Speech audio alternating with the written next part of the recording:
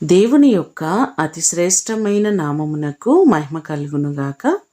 ఈ ఉదయకాలము మీకందరికీ వందనాలు తెలియచేస్తున్నాను. ఈ దినము మిమ్ములను బలపరచు దేవుని మాట, నిన్ను అత్యధికముగా అభివృద్ధి పొందించెదను. ఆదికాండము 17వ అధ్యాయము 2వ వచనం.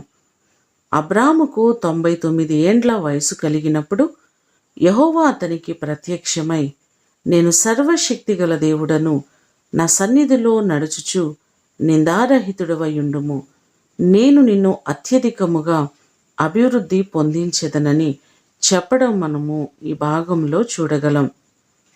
అబ్రాముకు దేవుడు వాగ్దానం చేసినట్లుగా అత్యధికముగా ఆశీర్వాదాన్ని అనుగ్రహించినట్లుగా మనము చూడగలం. అభివృద్ధి మన జీవితాల్లో ఎలా కలుగుతుంది? యోబు గ్రంథము 22వ అధ్యాయము 23వ వచనంలో మనకు సమాధానం కనబడుతుంది. సర్వశక్తుని వైపు నీవు తిరిగిన ఎడల, నీ గుడారములో నుండి దుర్మార్గమును దూరముగా తొలగించిన ఎడల నీవు అభివృద్ధి పొందెదవు అనే మాటలు మనకు కనబడుతున్నాయి.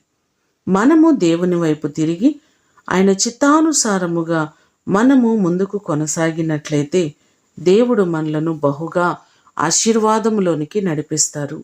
ఈ మాటలు వింటున్న మీకందరికీ దేవుడు తోడయుండి అత్యధికమైనటువంటి ఆశీర్వాదములను ఆయన మీకు అనుగ్రహించునుగాక. ప్రార్థన చేసుకుందాం.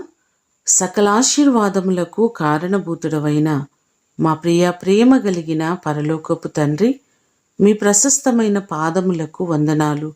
మీరు మమ్ములను అత్యధికమైన అభివృద్ధిలోనికి నడిపించే దేవుడవు. మా ప్రియులెల్లరినీ జ్ఞాపకం చేసుకుని ప్రతి వారిని దీవించండి. వారి రెక్కల కష్టార్జితమును ఆశీర్వదించండి.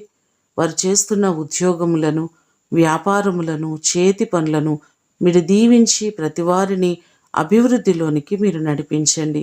ఈ దినము కొరకు వందనాలు, కృతజ్ఞతలు మీకు తెలియజేస్తూ యేసు నామమున అడిగి వేడుకొని పొందియున్నాము తండ్రి, ఆమేన్. దేవుడు మిమ్ములను దీవించునుగాక.